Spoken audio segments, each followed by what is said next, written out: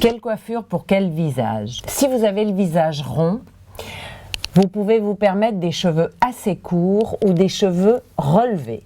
Les cheveux relevés, c'est toujours féminin, ça élève les traits, ça remonte les traits et ça valorise les pommettes. Et si vous avez le visage carré, ça veut dire que vous avez des mâchoires un peu importantes, ce qui est un peu mon cas. Donc il faut assouplir tout autour du visage de façon à adoucir un peu.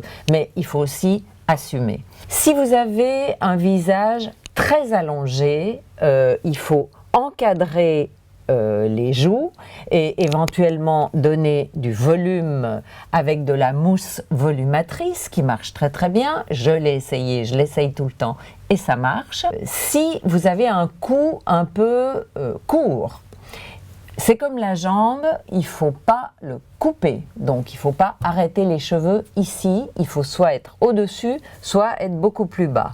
Si vous avez un nez un peu important, attention à ne pas avoir une frange trop basse qui insiste, qui accentue le nez, le gros nez.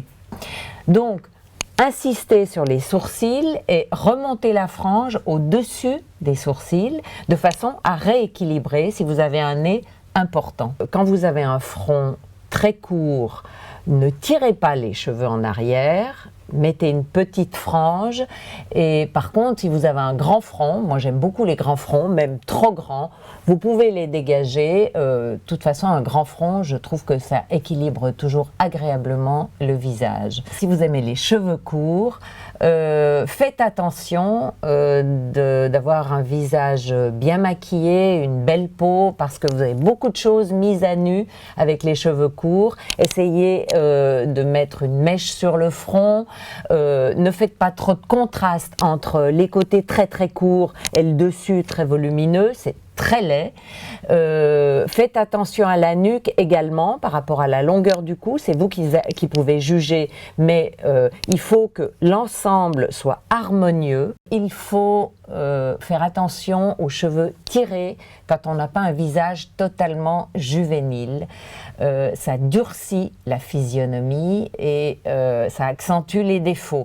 Donc essayez d'éviter ce chignon très, très beau, un peu flamenca, tiré en arrière comme ça, avec le front très dégagé, c'est un peu dur. Et ça exige un maquillage impeccable avec, si possible, des bijoux. La meilleure façon, c'est d'apprivoiser ses défauts et d'en faire des qualités ou en tout cas des spécificités.